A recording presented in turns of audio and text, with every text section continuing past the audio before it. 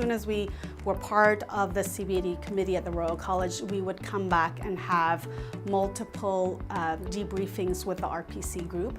And I've been quite active in introducing educational thinking and research into our department, so that transition was not as hard for maybe some of the other departments that I've seen. We've actually had 3 official grand rounds planned during the first year of CBME implementation when they were off service.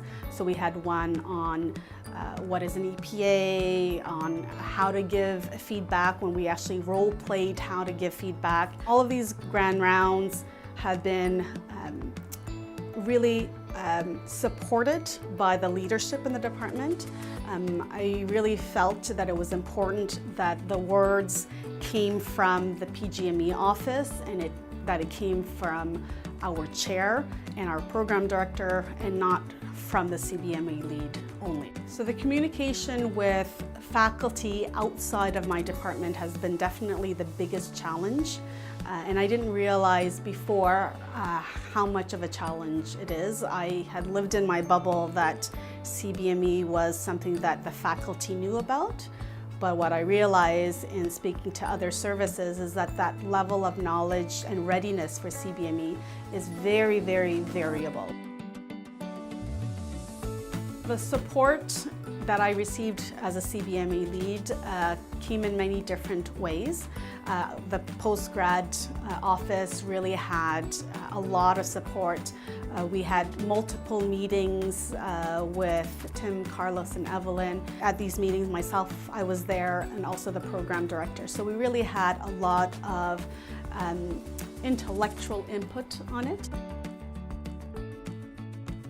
The Department of Otolaryngology has tried to approach preparing for CBME on multiple different ways, through formal things such as grand rounds, but also a lot of informal things like in the RPC committee. We actually have an item on CBME update. We also had multiple meetings with residents even before they started their residency. And at the resident teaching, we had an entire morning where the PGME office, myself, and the program director sat down with the residents who were not in the CBME cohort to kind of explain to them what the benefits, side benefits they will have.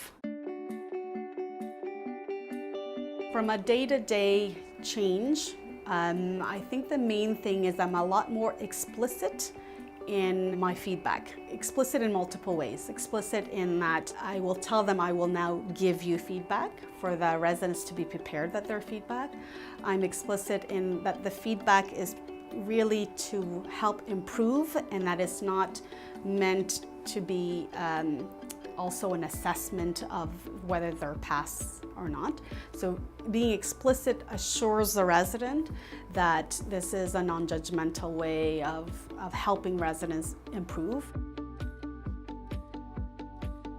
The core duties of a CBME lead does overlap a little bit with the program director. It would be impossible for me to do my job in isolation of the program director. I think that my role is more curriculum mapping, of restructuring how the program works in order to meet all these EPAs. And at another level, at the root, which is faculty development. In identifying who will be your CBME lead in the future, I think identifying them early to allow for that transfer of knowledge before they start their job is important. My advice for other CBME leads is to really look at faculty development within and outside of your department early on, and to identify that people have different knowledge and capabilities of how to handle all the off-service residents who will come on to their service.